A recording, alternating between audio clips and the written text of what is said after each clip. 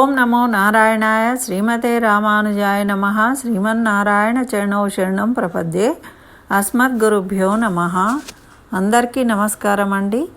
మనకు మాఘమాసంలో కృష్ణపక్షంలో వచ్చే ఏకాదశి రేపు కాబట్టి ప్రతిసారి మనము ఈ ఏకాదశి ఉపవాసము జాగరణము ఎంత ముఖ్యమో అదేవిధంగా వ్రత కథను వినడం కూడా అంతే ప్రాధాన్యత ఉన్నది కాబట్టి మనం ప్రతిసారి దీన్ని చెప్పుకుంటూ ఉన్నాము.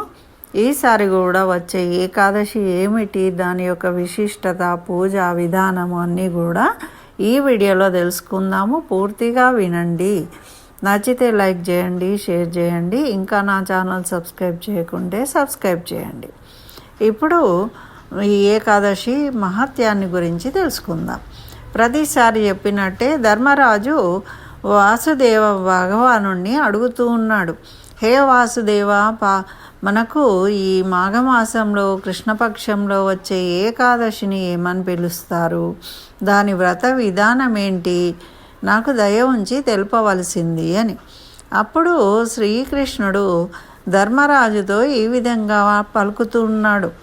యుధిష్ఠరా, పూర్వము ఒకసారి నారదుడు బ్రహ్మతో ఈ మాఘమాసంలో కృష్ణపక్షంలో వచ్చే ఏకాదశిని ఏమంటారు, ఈ వ్రత విధానాన్ని దాని గురించి తెలియజేయండి, దానివల్ల కలిగే పుణ్య ఫలంను గూర్చి నాకు తెలుపవలసింది అని అడిగాడు.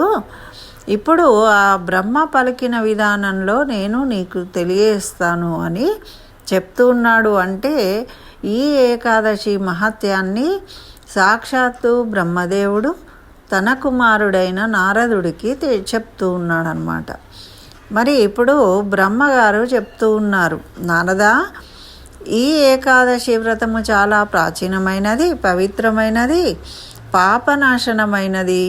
ఇది రాజులకు రాజ్య ప్రదానం చేయును, ఇందుకు కొంచెం కూడా సందేహం లేదు. త్రేతాయుగంలో శ్రీరాముడు లంకపై దండయాత్రకు వెళ్ళినప్పుడు సముద్రపు ఒడ్డునకు చేరుకున్నాడు.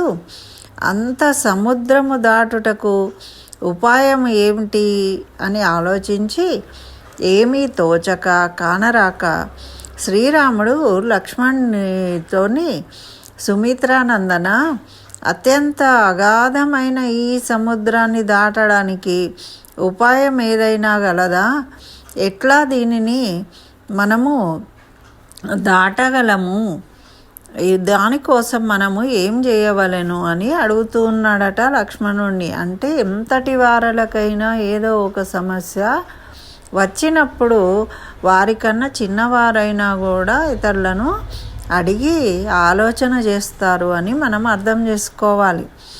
లక్ష్మణుడు ఈ విధంగా చెప్తూ ఉన్నాడు, హే ప్రభు, మీరే ఆదిదేవులు మరియు పురాణ పురుషోత్తములు, తమకు తెలియనిది ఏమున్నది. ఇక్కడకు అర్ధయోజనము దూరంలో కుమార ద్వీపం ఉంది. అక్కడ బకదాల్బ్య అను పేరు గల ఒక ముని ఉన్నారు. మనము ఆయన వద్దకు వెళ్ళినట్టయితే ఆయన ఏదైనా ఉపాయాన్ని ఉపదేశిస్తాడు అని తెలియజేసిండట. అప్పుడు ఆ శ్రీరాముడు ఆ మహాముని అయిన బకదాల్బ్య ముని ఆశ్రమానికి వెళ్ళిండు. లక్ష్మణ అందరూ వాళ్ళను తీసుకుని అక్కడ వెళ్తే ఆ మునికి నమస్కరించారట. ఆ ముని ప్రసన్నుడై, వాళ్ళు, నాయనలారా, ఎందుకు మీరు ఇక్కడికి వచ్చారు అని అడిగాడట. కుశల ప్రశ్నలు అడిగిన తర్వాత అప్పుడు శ్రీరాముడు ఈ విధంగా చెప్తున్నాడు, బ్రాహ్మణోత్తమ, లంకపై నేను దండెత్తుటకు సేనా సహితంగా సముద్రపు ఒడ్డుకు చేరాను. కానీ ఏ విధంగా సముద్రమును దాటవలనో తెలియడం లేదు అని తన సందేహాన్ని తెలియజేసిండట. అప్పుడు ఆ బకదాల్బ్యముని శ్రీరామునితోని ఈ విధంగా చెప్తున్నాడు, ఓ రామా, మనకు మాఘమాసము కృష్ణపక్షంలో ఏకాదశికి విజయ ఏకాదశి అని పేరు. దాని వ్రతం చేయము, తప్పక నీకు విజయం లభిస్తుంది. దాని వ్రత విధానం చెప్తాను, శ్రద్ధగా ఆలకించు అని ఈ విధంగా చెప్తూ ఉన్నాడు. దశమి రోజున బంగారము, వెండి, ఇత్తడి మరియు మట్టితోనైనను ఒక కలశమును స్థాపితం చేసి నీటిలో చిగురుటాకులు వేసుకొని దానిపై నారాయణుని విగ్రహాన్ని ఉంచి మరి ఏకాదశి నాడు ప్రాతకాలమున స్నానాధికాలు పూర్తి చేసుకొని తిరిగి ఆ కలశ స్థాపన చేసి దాని ముందర కూర్చుని పూలు, గంధము, అక్షంతలు, వక్కలు, కొబ్బరికాయ మొదలైనవి నైవేద్యం చేసి ధూప దీప నైవేద్యాలు చేయవలె. కలశము ముందర కూర్చుని వ్రత కథలతో రోజంతయు గడపవలె.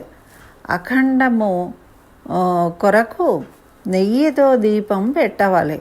తర్వాత ద్వాదశి నాడు సూర్యోదయం కాగానే ఆ కలశమును ఏదైనా జలాశయము సమీపంలో స్థాపించి విధిపూర్వకంగా పూజ చేసి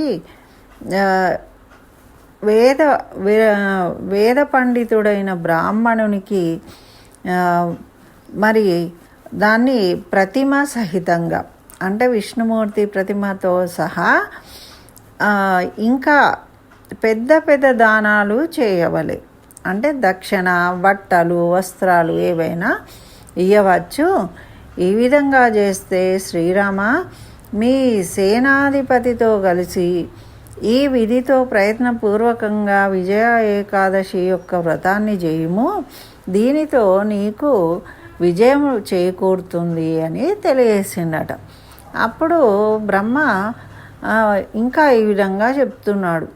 ఓ నారద, ఈ విధంగా ముని ఆజ్ఞానుసారము విజయ ఏకాదశి వ్రతం చేసి శ్రీరాముడు యుద్ధంలో రావణుని వధించాడు, లంక మీద విజయాన్ని సాధించాడు, మరియు సీతాదేవిని పొందినాడు. తిరిగి కుమారా, ఎవరు ఈ వ్రతమును చేయుదురో వారికి ఈ లోకంలో విజయం లభించుటేగాక స్వర్గలోకం కూడా అక్షయమవుతుంది అని భగవానుడు శ్రీకృష్ణుడు ఉపదేశించాడు యుధిష్ఠిర మహారాజుకు. ఈ కారణాన విజయ యొక్క వ్రతాన్ని చేయవలెను. ఎవరు ఈ వ్రత కథను వింటారో చదువుతారో వారికి వాజపేయ యజ్ఞ ఫలం లభిస్తుంది అని కూడా ఆ శ్రీకృష్ణ భగవానుడు యుధిష్ఠిరునితో తెలియజేసిండనమాట.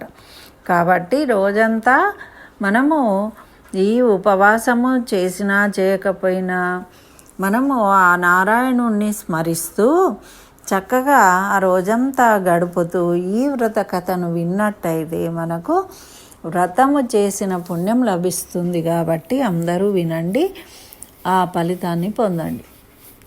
స్వస్తి. జై శ్రీమన్నారాయణ. సర్వం శ్రీకృష్ణ చరణారవిందార్పణమస్తు.